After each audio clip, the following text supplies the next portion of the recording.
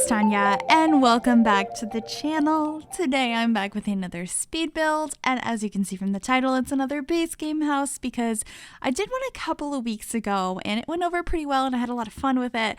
And I had mentioned wanting to do a larger home because I believe that one was like a 2-bedroom house. So today I'm back with a 4-bedroom house that could easily be converted into 5 or more bedrooms because some of the bedrooms upstairs are kind of big, and there's a playroom downstairs that could totally be a bedroom as well. So we have a 4-bedroom, potentially more bedroom house with 5 bathrooms. So I would say it's considerably larger and more expensive. This house is coming in at a little bit under 167,000 simoleons. So you're going to need to make a little bit of money or type in motherload a couple times if you want to move on into this house. But like I said, it is base game, so you should be able to download it without any issues. It has nothing else in it. I disabled all the other packs before I built this, so there were no mistakes. I think that is so useful just to disable packs when you don't want to use them, because it just makes it like you can't make mistakes. You can't be like, oh shoot, this was from this pack. I didn't mean to use that. I didn't realize that wasn't base game. So it makes it a lot easier. But this is basically the basic shape of the front of the house. It's nothing too complicated. I really just wanted a cute, larger family home that was just like a suburban style, and I really like how it came out, so I hope you guys do like it too. But of course, you can let me know what you think in the comments. And yeah, so this is going up on the 9th of February. I am so close to moving. That means that a week from today, I'm moving. That is so crazy to me. I'm in the midst of pre-recording. I've probably mentioned that in a couple of videos recently, or if I haven't, it'll probably be mentioned in future videos. I'm a little confused as to like when things are happening, but it's actually been really fun lately to just spend all my free time building, because I'm, obviously pre-recording a lot of stuff, but it's been so refreshing because I have so much packing to do. And so when I take a break from packing, I'm like, oh yay, I get to build. So it's been it's a little bit stressful, but it's also like super fun. And a lot of what I've been building has been tiny houses because I'm just obsessed with building those lately. So it's been really fun. So there'll be more of those coming out next week and the week after that. So keep an eye out for those, because I've been having a lot of fun building them. And of course this too, like I really like limited pack builds, and I know I generally don't do like multiple packs, like base game plus this, base game plus that. I usually just do base game, but I'm totally down to do like base game plus another pack at some point. I'm not going to be like building a very specific, can you do base game plus parenthood plus seasons and also these 3 stuff packs I happen to own. But if you have like a base game plus 1 pack idea that you'd like to see a house built on, please let me know, because I would totally be down to do that. After I'm done moving, videos that are not pre-recorded will resume on, let's look at my schedule, on the 25th, I believe, because I think I'm going to build my new apartment that week. Maybe do an office tour. Let me know if you guys are interested in that stuff, because I'm going to have an office in my new place. I'll have like a nice recording space away from my living room. I won't have to kick my boyfriend out of the living room anymore, so it should be pretty nice. So let me know if you guys are interested in that. And sorry, I just completely got off topic of this build, but I think that's going to happen a couple of times during this voiceover because it's kind of a long one. It's 17 and a half minutes, and I haven't done one that long in a while, and I tried to cut a lot of stuff out and I was struggling with it. So I'm sure there's stuff in here I could have cut out that I didn't, but I only left 1 bathroom in, and I left in a decent amount of the landscaping, and I left the floor plan in because I've been doing that every time lately. That's something I could have cut out, and that would have saved me a couple of minutes, but I'm trying to keep them all in, so yay. But we're just adding a little gazebo area out the back, which I think looks pretty cute. I struggled with getting the trim on it for some reason. It didn't want to work, but I figured it out in the end, and I had to go ahead and put like a fence up there and then delete the fence, which was kind of odd. But it worked out in the end. And just adding a couple of chairs and a plant out here, and then I think we should be going inside fairly soon to work on a floor plan, but we're gonna change around the backyard a little bit so we have a pathway out to the street on this side as well, because this lot corners a street on two sides. It's a corner lot. That makes sense. Words are difficult sometimes for me, but that's okay. we're going to make it through. I also sized down these, I don't know what they're technically called.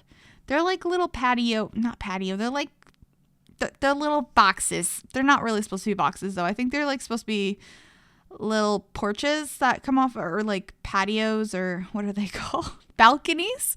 I think they're supposed to be decorative balconies, but I sized them down and kind of covered the plant boxes with them so that the plant boxes would look like they were white and match the trim that I used on the rest of the house.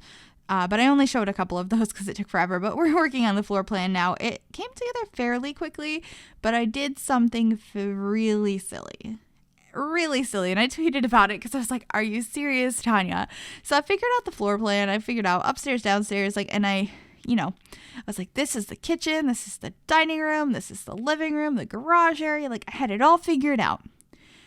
And then I furnished the kitchen and I was like, okay, time to do the dining room. And I built a living room in the dining room. But I really liked how it looked, so I decided to keep it there, and I just kind of changed the floor plan around a little bit, and I didn't want a dining room that was like twice the size of the living room, so I decided to add a playroom downstairs. So, I mean, it worked out in the end. The kids in this house ended up with a playroom because there's a lot of kids in this house. I'm trying to think how many. 1, 2, 3, 4, 5 kids. There's 4 bedrooms. 2 kids share a room. There's a teen room, a kid or tween room, and then there's a baby bassinet in the parents' room. There's like a little nook in there that's like a baby section. So there are a lot of kids in this house, so having a playroom is probably a good idea. So happy accident, I guess. Also, for this kitchen, I was kind of like, ooh, like a black kitchen looks so nice. And I do like it. I just don't think it made sense for this house. So I did go ahead and change it back to a brown momentarily because it just didn't work, in my opinion, for this house. But I think it is really pretty. I love black and white kitchens like this. It's kind of like goals in my own life one day. But I just, for this family home, I was like, no, I don't think so. I don't think this is what I'm going for. But we messed around with these counters forever to try and get things to work. They clip a little bit, but I think it worked out all right in the end. And just adding some more clutter over here. There's not a whole lot of clutter in this kitchen because it's so big. And a lot of the clutter I use is not from base game. So I had to limit what I was placing because I didn't even have the other options in the game at the time. So it's not as clutterful as it normally would have been if I was using all of the packs. But then we're just going to go over here and add a little dining table, like in the kitchen dining table. It's not little though. It's like a normal sized dining table. And we'll be swapping some of this stuff out momentarily though. I just wanted to leave it in. So you were like, wait, why do you have that? And why are you grabbing it and getting rid of it? And putting something else down. But we're changing the color of the cabinets now to this wood color or this brown color. I think it looks really nice. I thought about keeping the island having the black countertops, but I got rid of that in the end. I thought it would look nice to have them match, but sometimes mismatched stuff looks pretty nice. But yeah, I have those nice green chairs over there, and we painted one of the walls green. And then this is what was supposed to be the dining room. I cut out the footage, but I even placed a couple of dining tables down in here and was trying to decide on one. And then all of a sudden I started grabbing couches, and I don't really know how that happened, what my thought process was going on there. Like, why did I all of a sudden get confused and be like, this is the living room? But I did. And I really like how it came out. It's very colorful. It's blues and oranges. I think the orange on those couches and the rug color I had a moment ago matched so well, but I think I went with this beige one in the end because I thought it was a little bit over the top to have the orange one, but I might have changed it back. I honestly don't remember, but I like both of them, so that's okay. I also have these really cute I have these plants up here. I mean, it's the same plant I always use, but I really like making these stands with the cabinets. I think it looks so cute, and I had to raise them up just a little bit to get those to the right level. And then we end up having a fireplace in here, which I think looks really nice. We end up moving it over to the side though, so we can fit in a bookcase as well. And I swap it, there we go, so that you have your bookcase and your fireplace and nothing's in the way of each other.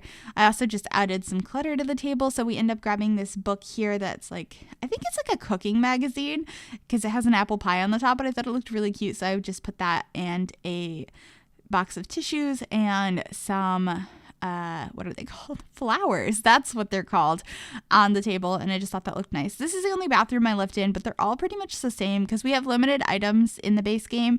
And I really wanted them to all be very simple and, you know, useful for a family that has so many kids in it.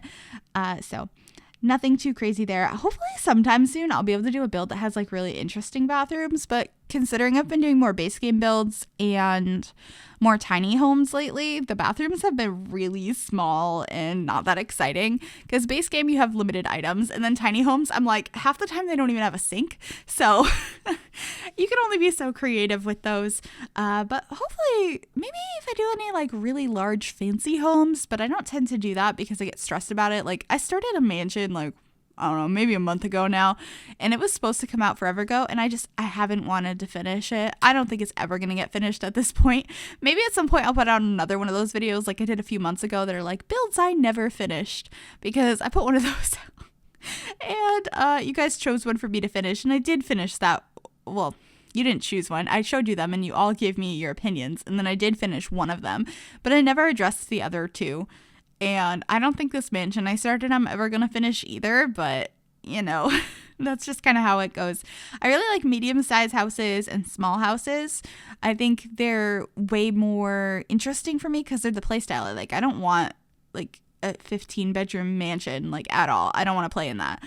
I want to play in a, like, loft to, like, a studio apartment or studio house up until, like, maybe 5 bedrooms, 6 maybe.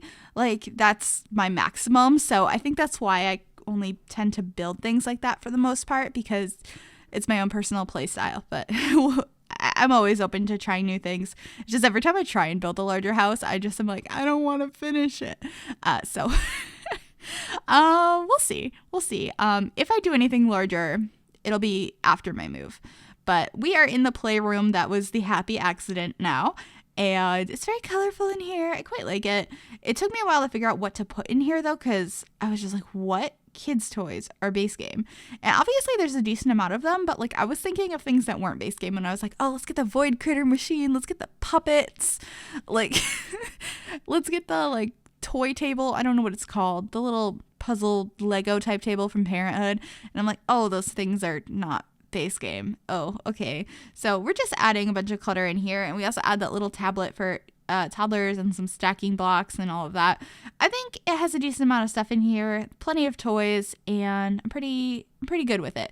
It was a good accident.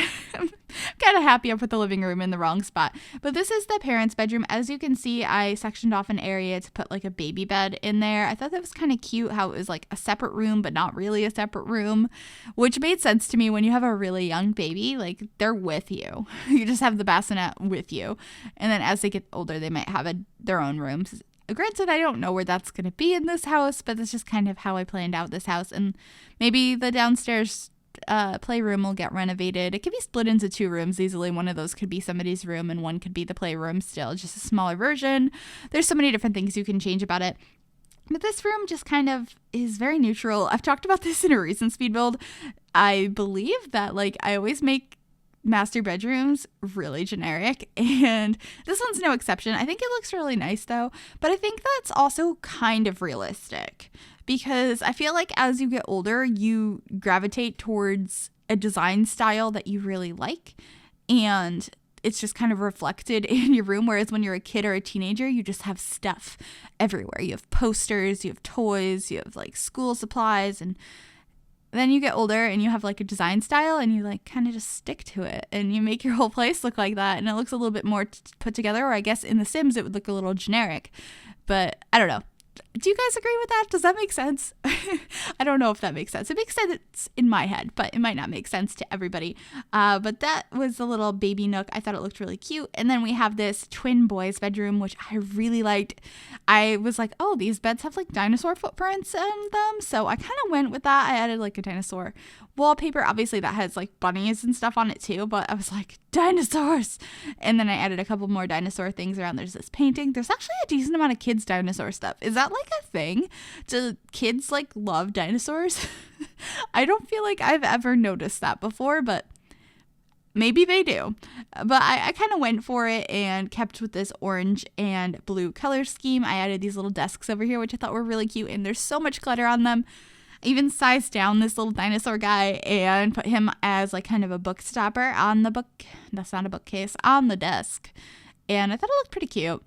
And just add in some tissues. We have even a dinosaur lunchbox, and then I added a couple of trees over here because I thought it looked pretty cute, as well as a place for them to, you know, keep track of how tall they are. I feel like it would be a competition. Like if you, I don't know why, but like I'm like twin kids, like they want to like compete on who gets taller. I don't know why. That's just the thought I had right now. But then this is what I think of as a stereotypical tween bedroom. And that's just like too much hot pink, which I personally don't think looks good. But like I had a lot of hot pink as a kid too, even though I didn't even really like hot pink. Like I didn't like pink at all when I was like a tween age. I just had every color, and it was like hot pink, lime green, bright blue. Like it was really bad. And I wanted to kind of capture what I in a pink way, like to match this bed, like pink and like orange, to kind of capture how I experienced this age, which is just very vibrant colors like everywhere. But I really wanted to match this bed because I don't think I've ever even used that swatch on that bed because it's so bright and I'm not that big of a fan of hot pink. So I thought it would be nice. And then we are onto the final bedroom, which I believe to be a teenager's room. It's very muted and green, and I really liked it. We ended up making a makeshift vanity over on the other wall, and I also have a guitar in here. I imagine that this sim is into her music. She also ends up having a boombox on her, what is it called?